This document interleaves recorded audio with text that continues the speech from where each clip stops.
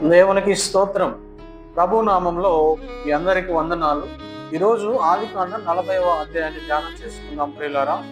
గడిచిన దినమందు ఆదికాండము 39వ అధ్యాయంలో యోసేపును గురించినటువంటి విషయాలు మనం తెలుసుకున్నాం. యోసేపు చేయని తప్పుకు శిక్ష అనుభవిస్తూ ఉన్నాడు. యోసేపును తన యజమానుడైనటువంటి పోతీఫరు చెరసాలలో వేయించాడు, బందిఖానలో వేయించాడు. ఎందుకు యోసేపు చెరసాలలో ఉన్నాడు? ఎందుకు యోసేపు చెరసాలలో జైలులో వేయబడ్డాడు? దేవుని బిడ్డలారా, మనం ఒకసారి యోసేపును మరలా జ్ఞాపకం చేసుకుంటే, యోసేపు యొక్క అన్నలు తన మీద పగపట్టి, తన మీద అసూయపడి, తనను కొట్టి గుంటలో పడేయాలని చూశారు. చివరకు గుంటలో పడేశారు. తన వస్త్రమును చింపి తను చచ్చిపోయాడని చెప్పి తన తండ్రికి అబద్ధం చెప్పాడు. గుంటలో వీడుంటే మనకేంటి లాభం? వీడిని కొట్టి గుంటలో పడేయడం వల్ల మనకు వచ్చిన లాభం ఏంటి అని చెప్పి తన అన్నయ్య అయినటువంటి యూదా ఆలోచన చేసి, వర్తకులు వ్యాపారులు మరి ఐగుప్తు దేశానికి ప్రయాణమైపోతూ ఉన్నప్పుడు యోసేపును వారికి అమ్మాలని చూశాడు.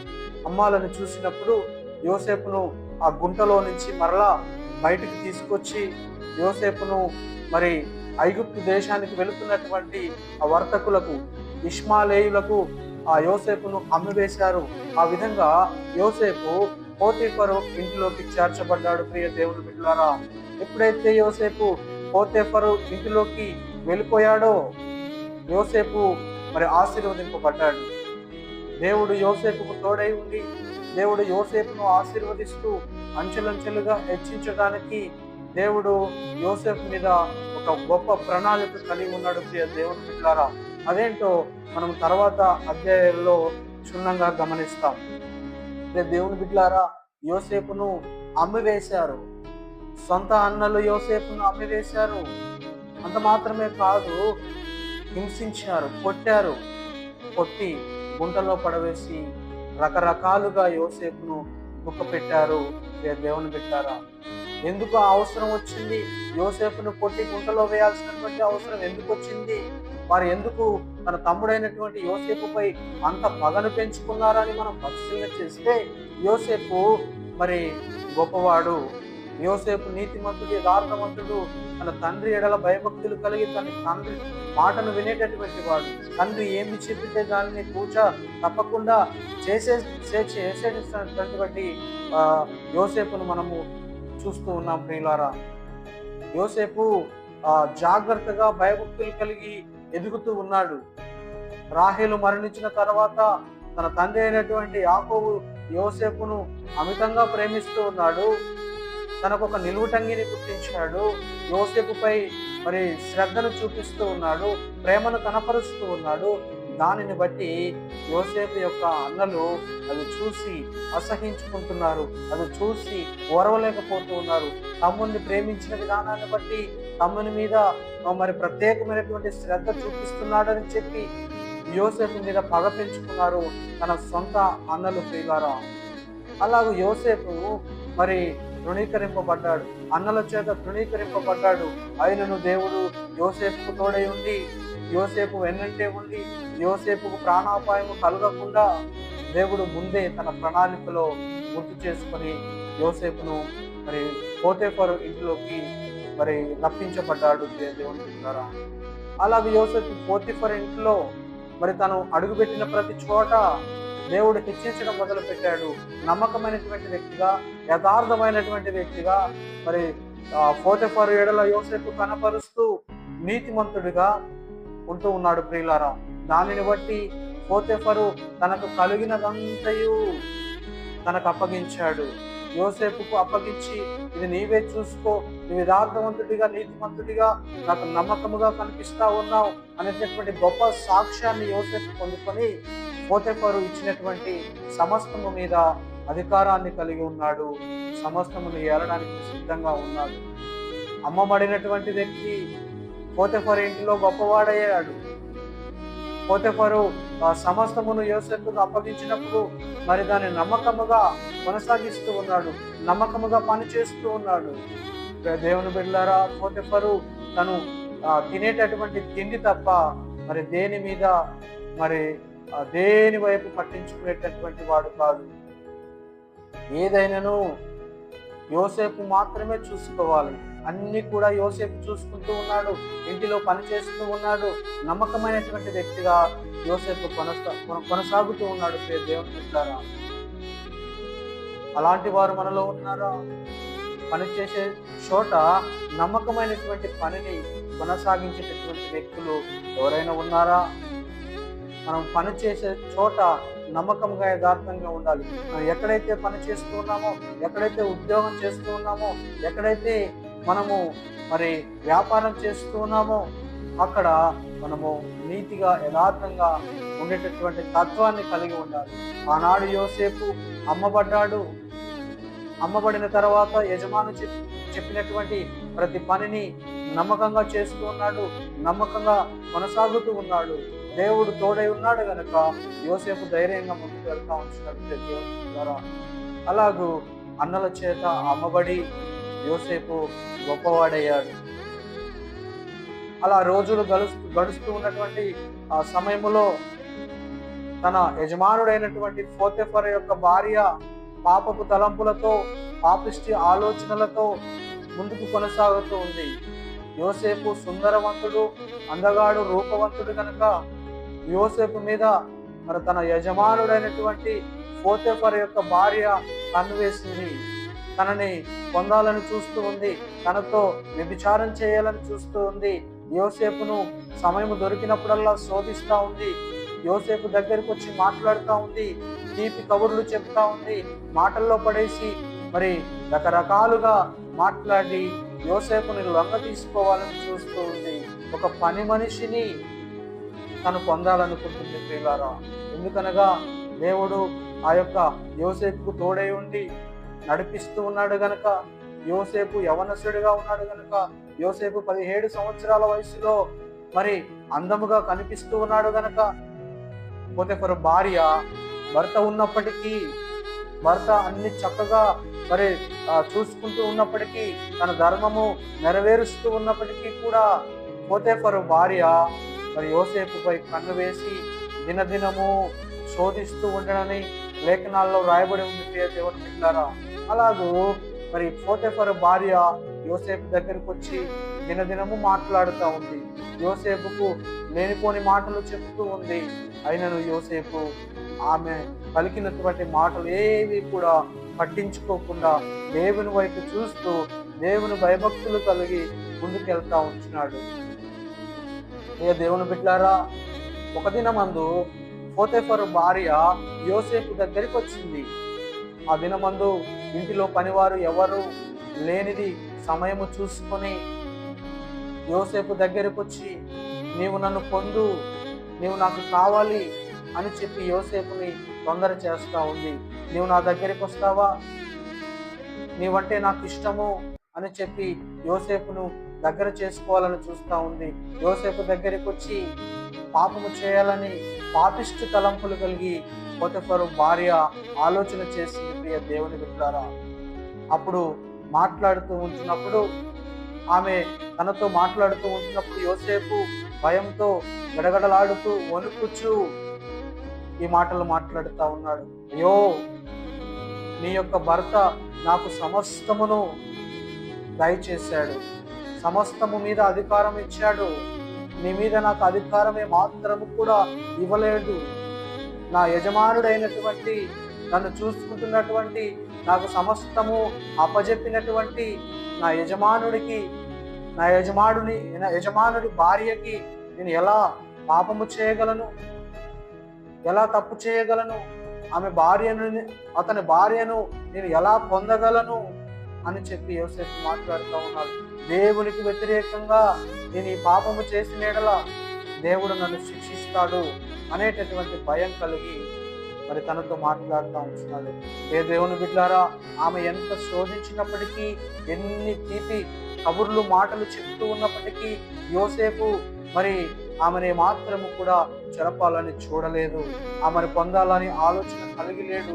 ఎందుకంటే దేవుని భయము యోసేపులో ఉంది, దేవుని యొక్క భయము యోసేపులో ఉంది కనుక దేవుని బిడ్డలారా, యోసేపు ఆ యొక్క పాపానికి మరి ముందుకు చూపలేదు దేవుని బిడ్డలారా. ఆ పాపానికి తన హృదయంలో చోటు ఇవ్వలేదు. తన హృదయంలో ఆ పాపానికి చోటు ఇవ్వకుండా తనతో మాట్లాడుతూ ఉన్నాడు. ఆ దేవుడు నన్ను చూస్తూ ఉన్నాడు, నన్ను గమనిస్తూ ఉన్నాడు, ప్రతిదీ కూడా మరి నా దేవుడు గమనించేవాడే ఉంటున్నాడని చెప్పి పోతెఫరు భార్యతో తను మాట్లాడుతూ ఉంటున్నాడు. తన హృదయంలో ఏ పాపిష్టి ఆలోచన లేదు. తన హృదయంలో ఎలాంటి మరి కామ కోరికలు ఎలాంటివి కూడా లేవు. ధైర్యము కలిగి తనతో చెబుతూ ఉన్నప్పుడు పోతెఫరు భార్య ఆలోచన చేస్తూ ఉంది. అదేంటి, నేను వచ్చి నన్ను పొందు అని చెప్పినప్పుడు నాకు వ్యతిరేకంగా మాట్లాడుతున్నాడేంటి అని చెప్పి తనకు అర్థమైంది. తన వస్త్రమును ముట్టుకొని తనని కౌగిలించుకోవాలని చూస్తూ ముందుకొచ్చినప్పుడు యోసేపు భయపడి తన వస్త్రమును తీసి తన యొద్ద విడిచిపెట్టి దేవునికి మరి భయపడి పారిపోయాడు. దేవుని బిడ్డలారా, ఆ భయంకరమైనటువంటి పాప కూపములో నుంచి యోసేపు పారిపోయాడు. అదే నీవు నేను మనలో ఆ యొక్క సమయము సందర్భము దొరికినప్పుడు పాపము చేయడానికి ఏ మాత్రము కూడా ఈ లోక సంబంధమైనటువంటి ఆలోచనలు కలిగి, పాప సంబంధమైనటువంటి ఆలోచనలు కలిగి, వ్యభిచార సంబంధమైనటువంటి ఆలోచనలు కలిగి ఉన్నట్లయితే ఆ అవకాశాన్ని ఖచ్చితంగా మరి లోక సంబంధంగా ఉండేటటువంటి వారు ఆలోచన చేసి ఆ అవకాశాన్ని మరి యూజ్ చేసుకుంటారు. దేవుని బిడ్డలారా, ఎంతమంది ఉన్నారు మనలో నమ్మకముగా సమయము దొరికినప్పుడు మరి పాపిష్టి ఆలోచనలు వచ్చినప్పుడు తొందర చేస్తూ ఉన్నప్పుడు నన్ను ఎవరు చూడటం లేదులే, నేను చేస్తున్నటువంటి పొరపాటు, నేను చేస్తున్నటువంటి తప్పిదము, నేను చేస్తున్నటువంటి ఈ కార్యము ఎవరు గమనించడం లేదులే అని చెప్పి ఎవరైనా ఆలోచిస్తూ ఉన్నట్లయితే జాగ్రత్త. సమస్తమును దేవుడు చూస్తున్నవాడు. పక్కవారు అటు ఇటు ఉన్నటువంటి వారు ఎవరు చూడకపోయినా పరలోకపు దేవుడు మాత్రం ఖచ్చితంగా చూసేవాడై ఉంటున్నాడు. దేవుని బిడ్డలారా, మనం అనుకోవచ్చు, తప్పు చేస్తూ ఉన్నప్పుడు మనం అనుకోవచ్చు, మనల్ని ఎవరు చూడటం లేదులే, ఎవరు గమనించడం లేదులే, ఎవరు పట్టించుకోవడం లేదులే అని మనం అనుకోవచ్చు. ఒక పొరపాటు చేస్తూ ఉన్నప్పుడు, పాపిష్టి తలంపులు, పాపిష్టి ఆలోచనలు కలిగి ఉన్నప్పుడు మనల్ని ఎవ్వరు చూడటం లేదులే అని మనం అనుకోవచ్చు. ఆనాడు పోతెఫరు యొక్క భార్య నన్ను ఎవ్వరు చూడటం లేదనుకుంది, నన్ను ఎవరో గమనించడం లేదులే అనుకుంది. నా భర్త లేడు కదా, పని మీద బయటికి వెళ్ళాడు కదా, నా భర్త ఇప్పుడు రాడు, నేనేం చేసినా నడుస్తుంది అని చెప్పి అనుకుని ఉండవచ్చు. దేవుని బిడ్డలారా, భర్త బయటికి వెళ్ళినప్పుడు, భర్త ఒక పని మీద మరి బాధ్యత కలిగి ఉద్యోగ నిమిత్తము బయటికి వెళ్ళినప్పుడు ఇంట్లో ఉన్నటువంటి భార్య ఏ ఆలోచనలు కలిగి ఉంటా ఉంది, ఏ ఆలోచనలతో ముందుకెళ్తా ఉంది, పాపిష్టి తలంపులతో రకరకాల కోరికలతో ముందుకెళ్తూ ఉన్నట్లయితే ఆ కోరికలను నెరవేర్చుకోవాలని చెప్పి సమయం కోసం ఎదురు చూస్తూ ఉన్నట్లయితే నా భర్త లేడు కదా, నేనేం చేసినా నడుస్తుంది, నేను ఎలా నడిచినా నడుస్తుంది, ఎలా నేను తిరిగినా ఎవరు చూడరు, ఎవరు పట్టించుకోరు, నా భర్త ఇప్పుడు లేడు కదా అని చెప్పి ధైర్యంగా పాపం చేయాలని ఆలోచిస్తూ ఉన్నారా? పాపిష్టి ఆలోచనలు కలిగి ముందుకెళ్ళాలని, ఆ కోరికలను తీర్చుకోవాలని సమయం కొరకు ఎదురు చూస్తూ ఉన్నారా? జాగ్రత్త. దేవుడు సమస్తమును చూస్తున్నవాడు, దేవుడు సమస్తమును గమనిస్తున్నవాడు. నీకు ఎవరు చూడటం లేదని నీ మనస్సులో అనుకొని ఉండవచ్చు, కానీ పరలోకమందున్నటువంటి దేవుడు సమస్తమును గమనించేవాడై ఉన్నాడు. సమస్తమును చూసి నిన్ను తీర్పులోకి ఒక దినం మందు తీసుకెళ్లే దేవుడై ఉంటా ఉన్నాడు. సహోదరుడా, సహోదరు, నా భార్య ఇంటికెళ్ళింది, తన పుట్టింటికి వెళ్ళిపోయింది, ఇంక ఎవ్వరు రారు, ఇదే నాకు సరైనటువంటి సమయము అని చెప్పి నీ యొక్క కోరికలను నెరవేర్చుకోవటానికి, నీవు కలిగి ఉన్నటువంటి ఆలోచనలను నెరవేర్చుకొని ముందుకెళ్ళడానికి తీర్మానం తీసుకుంటూ ఉన్నావా? ప్రియ సహోదరుడా, జాగ్రత్త. నమ్మకమైనటువంటి నీ భార్య నిన్ను విడిచిపెట్టి పుట్టింటికి వెళ్ళినప్పుడు నీవు పవిత్రంగా జీవించాలి. నీ ఆలోచనలు పవిత్రంగా ఉండాలి. నీ ఒంటరిగా ఉన్నప్పుడు నీ తలంపులు, నీ ఆలోచనలు పరిశుద్ధమైనవిగా ఉండాలి. అలా లేకుండా నీ భార్యను కావాలని పంపించేసి ఎవరితోనో నీవు పాపం చేయాలని చెప్పి సమయం కొరకు చూస్తూ ఉన్నావా? జాగ్రత్త. నిన్ను చూస్తున్నటువంటి దేవుడు తప్పకుండా నిన్ను తీర్పులోకి తీసుకెళ్తాడు. నీవు అనుకోవచ్చు, ఇప్పుడు ఎవ్వరు లేరు, నా ఇంట్లో నేను ఒక్కడినే ఉన్నాను, నేను ఏం చేసినా చెల్లుతుందని చెప్పి నువ్వు ఆలోచన చేస్తూ ఉన్నట్లయితే జాగ్రత్త. అన్నాడు పోతీఫరు భార్య కూడా అలాగే ఆలోచన చేసింది. ఇంట్లో పనివారు ఎవ్వరు లేనప్పుడు, భర్త బయటికి వెళ్ళిపోయినప్పుడు, ఇంటిలో మనిషి అయినటువంటి సమస్తము మీద అధికారము కలిగి ఉన్నటువంటి యోసేపు ఒక్కడే ఉన్నప్పుడు అదును చూసుకొని యోసేపును శోధించడానికి వస్తా ఉంది. శోధించింది ప్రియ దేవుని బిడ్డలారా. ఆ తప్పు చేయడానికి ఎంత మాత్రం కూడా యోసేపు ఇష్టపడట్లేదు. దేవునికి వ్యతిరేకంగా నేను ఎలా పాపం చేస్తాను, నమ్మకమైనటువంటి నా యజమానుడి భార్యను ఎలా పొందుతాను అని చెప్పి భయభక్తులు కలిగి యోసేపు దేవుని భయం కలిగి తన వస్త్రమును సైతము తన ఒడిలో విడిచిపెట్టి పారిపోయాడు, దూరంగా వెళ్ళిపోయాడు. అది గమనించినటువంటి పోతీఫరు భార్య కేకలేయడం మొదలుపెట్టింది, అరుస్తూ ఉంది, అయ్యో ఈ పనివాడు నాకు అవమానాన్ని తీసుకురావడానికి నా యజమానుడు, నా భర్త అయినటువంటి నా యజమానుడు ఈ పనివాడిని నా ఇంటిలో పెట్టాడా? వీడు నా దగ్గరికి వచ్చి నన్ను పొందాలని, నన్ను చెరపాలని, నాతో పాపం చేయాలని చూస్తున్నాడు అని చెప్పి రివర్స్ అయింది ప్రియ దేవుని బిడ్డలారా.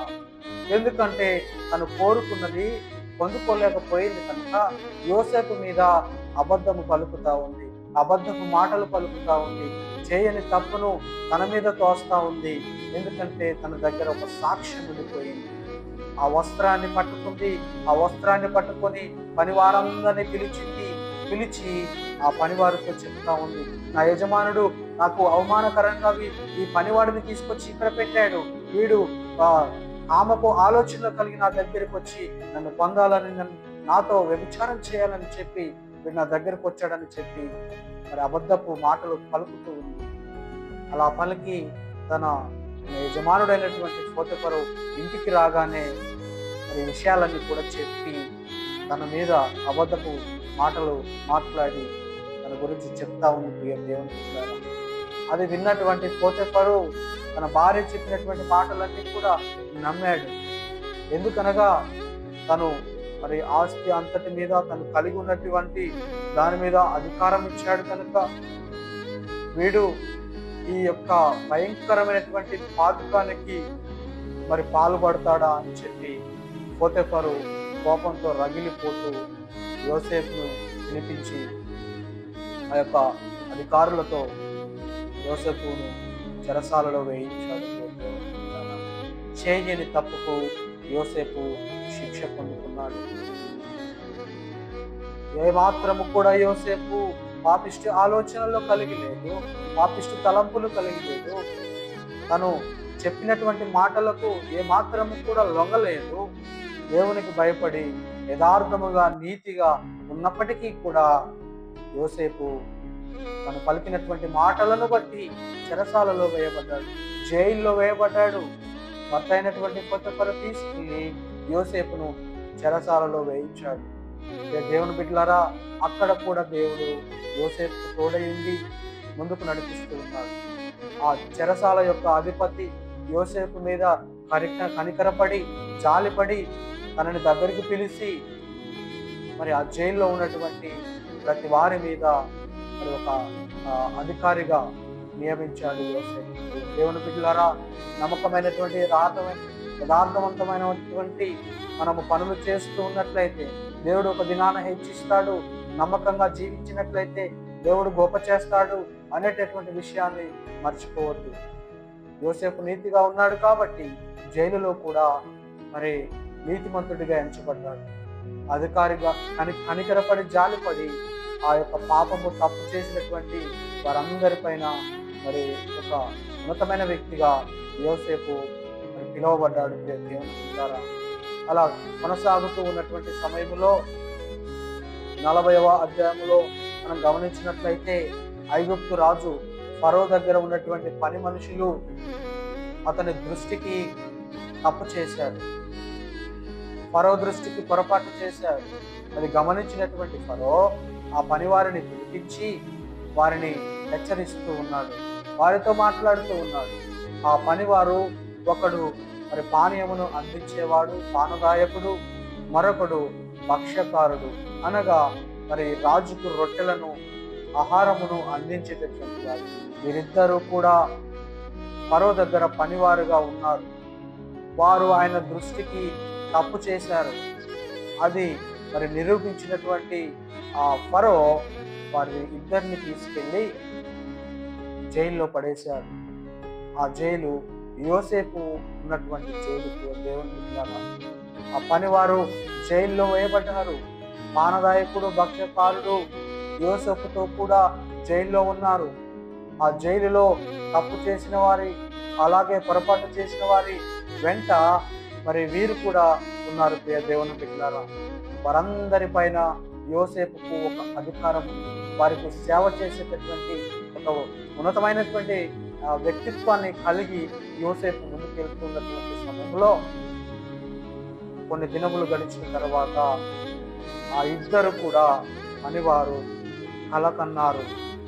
కలగని మరి విచారముగా ముఖము చిన్నపుచ్చుకొని ఒక చోట కూర్చున్నారు. అలా కూర్చున్న మరి సమయంలో యోసేపు వారి దగ్గరికి వెళ్ళి, ఏమిటి మీరు విచారంగా కూర్చున్నారు, మీ ముఖాలు చిన్నపోయి ఉన్నాయి, ఏం జరిగింది అని చెప్పి వారి దగ్గరికి వెళ్ళి యోసేపు మాట్లాడుతూ ఉన్నాడు. అలా మాట్లాడినప్పుడు ఆ పని వారిద్దరూ కూడా ఒకే దినమందు కలలు కన్నారు. ఆ కలల యొక్క భావమును తెలియజేసేవాడు ఎవడు లేడని చెప్పి వాళ్ళు విచారముతో బాధపడుతూ ఉన్నారు. అలా యోసేపుకు చెప్పినప్పుడు, మేము కలలు కన్నాము, మేము కనిన ఆ కలల యొక్క భావాన్ని తెలియజేసేవారు ఎవరైనా ఉన్నారా అని అడిగినప్పుడు యోసేపు ఇలా సమాధానం ఇస్తూ ఉన్నారు, కలలకు భావము చెప్పగలిగిన వాడు నేను సేవిస్తున్నటువంటి దేవుడు. మీరు ఏ కలలనైతే కన్నారో అవి చెప్పండి, నేను నా దేవుని దగ్గర ప్రార్థన చేసి ఆ కలల యొక్క భావాన్ని నేను మీకు తెలియజేస్తానని చెప్పినప్పుడు మరి సంతోషించారు. ప్రియ దేవుని అలాగ మొదటివాడు పానదాయకుడు ఆ యొక్క కళను వివరిస్తూ ఉన్నాడు. నాకు ద్రాక్షావల్లి కనిపించింది, కళలో ఒక ద్రాక్షావల్లి కనిపించింది. ఆ ద్రాక్షావల్లికి 3 తీగలున్నాయి. ఆ యొక్క 3 తీగలకు పువ్వులు పూసాయి, అలాగే కాయలు కూడా కాశాయి, ద్రాక్ష గుత్తులు కాశాయి. ఆ గుత్తులు అన్ని కూడా నేను తీసుకున్నాను. ఆ గుత్తులను తీసుకొని నా రాజు దగ్గర ఆ యొక్క ఆ పళ్ళెమును తీసుకొని అవన్నీ కూడా పిండి నేను ఆ పళ్ళెములో పోస్తూ ఉన్నాను. ఆ యొక్క పళ్ళెములో పోసిన తర్వాత ఆ పానీయమును రాజుకు నేను అందిస్తూ ఉన్నాను అని చెప్పి ఆ యొక్క కళను యోసేపుకు వివరించినప్పుడు వెంటనే యోసేపు ఆ యొక్క కళ యొక్క భావాన్ని తెలియచేస్తూ ఉన్నాడు. ఆ కళ భావాన్ని చెప్పడానికి మరి యోసేపుకు దేవుడు ద్వారాలు తెరిచాడు. దేవుని బిడ్డలారా, ఆ యొక్క కళ భావము చెప్తూ ఉన్నాడు. ఆ యొక్క కళ ఏదనగా, ఆ యొక్క భావం ఏదనగా, నీ యొక్క రాజు మరి నిన్ను మరలా నీ యొక్క ఉద్యోగంలోకి నిన్ను తీసుకుంటాడు. ఆ 3 తీగలు ఉన్నాయి చూశారు, ఆ 3 తీగలు 3 దినములు. ఆ 3 దినముల లోపల మిమ్మల్ని మరి నిన్ను రాజు మరలా పిలిపిస్తాడు. నీవు వెళ్ళి నీ పానీయమును సిద్ధపరచుకొని పానీయమును సిద్ధం చేసి నీవు నీ రాజుకు మరలా అందిస్తావని చెప్పాడు. ఇది నీకు యోగ్యమైతే, ఇది జరిగితే నీవు నన్ను తప్పకుండా జ్ఞాపకం ఉంచుకో, నీవు నన్ను మర్చిపోవద్దు. నేను చేయని తప్పుకు మరి నేను ఇక్కడ శిక్ష అనుభవిస్తా ఉంటున్నాను, నీవు నన్ను జ్ఞాపకం చేసుకో. నేను అమ్మబడి పోతెఫరు అనేటటువంటి ఒక వ్యక్తి దగ్గరికి పనివాడిగా వచ్చి నేను చేయని తప్పుకు నేను జైల్లో శిక్ష అనుభవిస్తా ఉన్నాను, నీవు నన్ను జ్ఞాపకం చేసుకో అని చెప్పి ఆ యొక్క కళభావం అతనికి చెప్పి యోసేపు ముందుకెళ్తా ఉంటున్నాడు. దేవుని బిడ్డలారా, అలాగూ 2వ వాని కళ చెప్పినప్పుడు ఆ 2వ వ్యక్తి కూడా భక్ష్యకారుడు కళను చెప్తా ఉన్నాడు. నేను నడుచుకుంటూ వెళుతా ఉన్నాను. 3 గంపలు నా నెత్తి మీద పెట్టుకొని నేను నడుచుకుంటూ వెళుతూ ఉన్నాను. ఆ యొక్క పిండితో కూడినటువంటి ఆ యొక్క ఆహార పదార్థాలు ఆ యొక్క పై గంపలో ఉన్నాయి. ఆ ఆహారాన్ని పక్షులు పొడుచుకొని తింటా ఉన్నాయి. ఆ పై గంపలో ఉన్నటువంటి ఆ పిండితో చేసినటువంటి ఆహారము ఆ పక్షులు పొడుచుకొని తింటా ఉన్నాయి. నేను నడుచుకుంటూ వెళ్ళిపోతా ఉన్నాను. ఆ 3 గంపల గురించి చెప్తా ఉన్నాడు. అలా చెప్పినప్పుడు యోసేపు ఆ 3 గంపలు 3 దినములు నీవు ఆ గంపలను ఎత్తుకొని వెళ్తున్నటువంటి ఆహారము ఆ పక్షులు తినేటటువంటి ఆ పరిస్థితి ఏదనగా నిన్ను కూడా మరలా రాజు పిలిపిస్తాడు. 3 రోజుల తర్వాత నీవు వెళ్ళి మరి నీవు ఆ రాజుకు ఆహారాన్ని సిద్ధపరుస్తావు. ఆహారాన్ని సిద్ధపరిచినటువంటి నిన్ను మన యొక్క రాజు నీ యొక్క మెడను ఖండించి వేస్తాడు.